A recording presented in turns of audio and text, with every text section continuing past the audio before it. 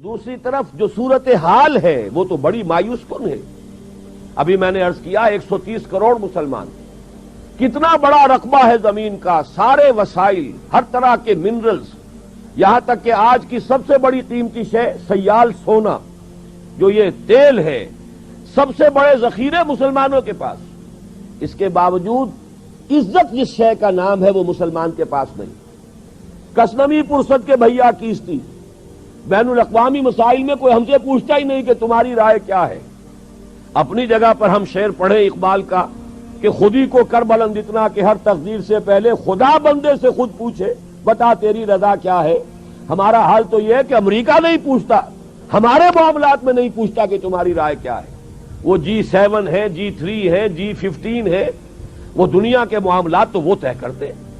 United nations ہے تو وہ امریکہ کے گھڑے کی مچھلی ہے اور امریکہ کے سر پر یہودی سوار ہے. بہرحال وہ حصہ میں اپنی گفتگو کا اس وقت نہیں چھیڑنا چاہتا. نوائے وقت میں میرے مضامین کا وہ سلسلہ جاری رہا ہے، اس سے پہلے میں یہاں بھی مسجد میں تقریر کر چکا ہوں. بہرحال اس وقت کے حالات بہت مایوس کن ہیں، بہت مایوس کن ہیں. بلکہ میں آپ کو بتانا چاہتا ہوں ابھی مزید مایوس کن حالات پیش آنے والے ہیں. اور کچھ روز فضاؤں سے لہو برسے گا. ابھی تو یہ جو ہمارے اندھیارے ہیں یہ اور گہرے ہوں گے، اس کی بھی پیشن گوئیاں موجود ہیں. گریٹر اسرائیل کے لیے کیا اسرائیل پیش قدمی نہیں کرے گا؟ کون ہے اس کو روکنے والا؟ اور ان کے ایمان کا، ان کے مذہب کا، اعتقاد کا یہ تقاضا ہے کہ وہ جو ٹیمپل آف سولومن ہے ان کے لیے تو جیسا ہمارے لیے کعبہ ہے ایسے ہیکل سلیمانی، اس ہیکل سلیمانی کو تعمیر کرنا دوبارہ، یہ تو ان کے مقاصد میں سے ہے. گریٹر اسرائیل قائم کرنا یہ ان کے ڈکلیئرڈ آبجیکٹوز میں سے ہے. اور عربوں میں کون سی طاقت ہے کہ جو ان کا راستہ روک سکتی ہے؟ صرف لے دے کے ایک عراق تھا کہ جس کے کچھ ایٹمی دانت نکلنے کا اندیشہ تھا، ابھی نکلے نہیں تھے. ایک دفعہ ان کا ری ایکٹر جو ہے آ کر کس طور سے تباہ کر گئے تھے اسرائیلی، اور سعودی عرب کی ٹیریٹری پر سے ہو کر گئے تھے. حالانکہ اواکس موجود تھے، لیکن ظاہر بات ہے اواکس بھی امریکہ کے تھے، ان کے اوپر کام کرنے والے بھی امریکہ کے تھے. آ کے انہوں نے ان کے ری ایکٹر تباہ کیے اور چلے گئے. پھر اب جو کچھ ہوا ہے وہ آپ کے سامنے، اس میں جو حماقت ہے صدام حسین کی وہ اپنی جگہ، لیکن یہ کہ جال پھیلایا تھا گلاس پائی نے اور اس میں وہ بے وقوف پھنس گیا. لیکن نتیجہ کیا نکلا؟ یہ تو جو ان کا شوارٹز کرافٹ، جو ان کا آرمی چیف تھا، اس پوری فوج، پورے اس پروجیکٹ کا جو انچارج تھا، اس نے بعد میں کہہ دیا کہ ہم نے یہ جنگ اسرائیل کی حفاظت کے لیے لڑی. یہ چونکہ فوجی تھا اس لیے نکل جاتی ہے جس کے منہ سے سچی بات مستی میں، فقیہ مصلحت بھی سے وہ رندے بادہ خار اچھا، لہذا وہ فوجی جو ہے وہ اس حقیقت کو بک گیا. ورنہ یہ ہے کہ کوئی ڈپلومیٹ اور کوئی بھی جو ہے سیاستدان ایسی بات کبھی نہیں کہے گا، لیکن حقیقت وہی ہے جو اس کی زبان پر آ گئی. تو حالات تو خراب سے خراب تر ہوں گے. اور میں آپ کو ایک بات بتا دینا چاہتا ہوں، میں اس کا مرثیہ جتنا طویل کرنا چاہوں صبح ہو جائے گی، لیکن میں چاہتا ہوں اس نقطے کو یہیں چھوڑ کر اب ہم اس پر غور کریں کہ ایسا کیوں ہے آج کیوں ذلیل کے کل تک نہ تھی پسند گستاخی فرشتہ ہماری جناب میں.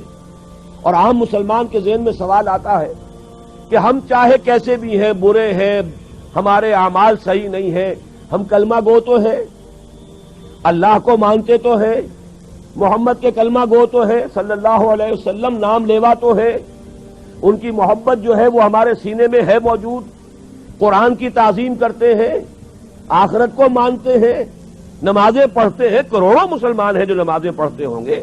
130 کروڑ میں سے آخر 30 کروڑ تو ہوں گے نماز پڑھنے والے. لیکن وہ جو ہیں وہ تو سب کے سب کافر، منکر، نہ اللہ کو مانے، نہ آخرت کو مانے، نہ رسالت کو مانے، نہ قرآن کو مانے. پھر کیا وجہ ہے کہ رحمتیں ہیں تیری اغیار کے کاشانوں پر اور برف گرتی ہے تو بیچارے مسلمانوں پر. اس موضوع پر الحمدللہ کہ میرے مضامین نوائے وقت میں چھپ چکے ہیں، اور اب چونکہ وہ تکمیل کو پہنچ گیا، سلسلہ کتابی شکل میں بھی آ جائے گا. اللہ کا ایک قانون عذاب ہے، ایک قانون کے تحت ہوتا ہے جو کچھ ہوتا ہے، اللہ کا ضابطہ ہے. قرآن اس کے لیے لفظ سنت استعمال کرتا ہے. وَلَن تَجِدَ لِسُنَّتِ اللَّهِ تَبْدِيلًا وَلَن تَجِدَ لِسُنَّتِ اللَّهِ تَحْوِيلًا. اللہ کی سنت، اللہ کے قواعد و ضوابط میں کوئی تغیر نہیں ہوتا. اور وہ سنت کیا ہے؟ کافروں پر عذاب اس دنیا میں صرف اس صورت میں آتا تھا کہ کوئی رسول آئے اور ان میں اتمام حجت کر دے پھر اگر وہ بحیثیت مجموعی وہ قوم رسول کا انکار کرے تو اس قوم کو ختم کر دیا جاتا تھا، جیسے کہ حضرت نوح، حضرت ہود، حضرت صالح، حضرت شعیب، حضرت لوط اور آل فرعون، ان کا تذکرہ قرآن مجید میں سمجھتا ہوں کم سے کم 10 مرتبہ آیا ہے۔ یہ میں بہرحال حساب کر کے تو نہیں کہہ رہا، میرا اندازہ ہے کہ 10 مرتبہ یقیناً ان 6 اقوام کا تذکرہ ہے۔ اور اس کے حوالے سے یہ قانون سمجھ لیجئے، جس قوم کی طرف رسول بھیجا گیا اس قوم نے بحیثیت مجموعی رسول کی دعوت کو رد کر دیا، قوم ہلاک کر دی گئی۔ صرف رسول بچا لیے گئے اور ان کے ساتھی اہل ایمان بچا لیے گئے۔ اب ظاہر بات ہے کہ اب تو کوئی رسول آئیں گے نہیں، لہذا اس نوع کا عذاب کسی کافر قوم پر نہیں آئے گا قیامت تک، اس لیے کہ کافروں پر عذاب کے لیے یہی قاعدہ ہے۔ اب جو عذاب آئے گا ان پر جو عذاب ہے وہ آخرت کا عذاب ہے، اصل عذاب تو آخرت کا ہی ہے نا، اصل زندگی آخرت کی ابدی زندگی ہے۔ یہاں تو کیا ہے، قوم نوح ڈوب گئی، ختم ہو گئی، 2-4 ڈبکیاں دی ہوں گی، ہر آدمی نے جان نکل گئی، عذاب کیا آیا؟ اصل عذاب تو وہاں ہے جو آخرت کا ہوگا۔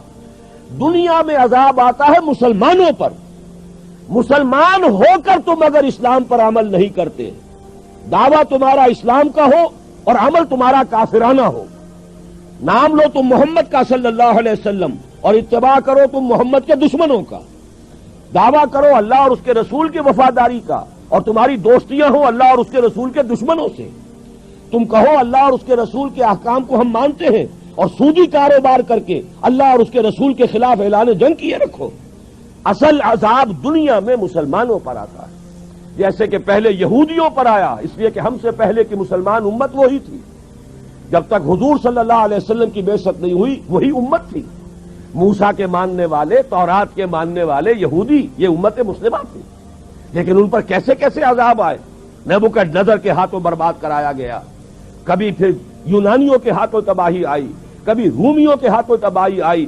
اس صدی میں بھی آپ نے دیکھا، اگر آپ بھولے نہ ہو کہ یہ صدی کے وسط میں ہٹلر کے ہاتھوں 60 لاکھ یہودی قتل ہوا۔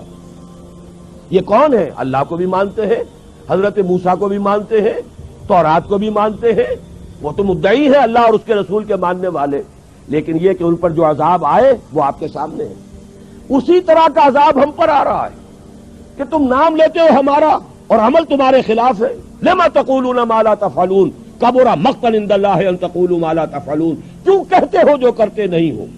اللہ کے غضب کو اور اللہ کے غیظ کو اور غصے کو بھڑکانے والی ہے یہ بات کہ تم کہو جو کرتے نہیں۔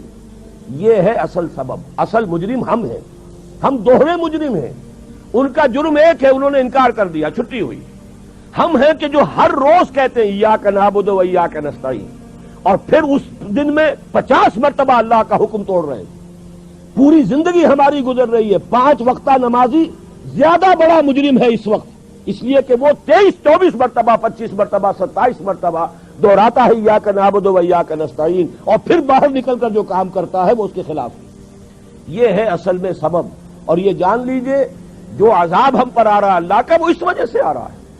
ہمارا کام تو یہ تھا کہ ہم دین کے علمبردار ہیں، دین کا ایک نظام دنیا کے سامنے پیش کریں۔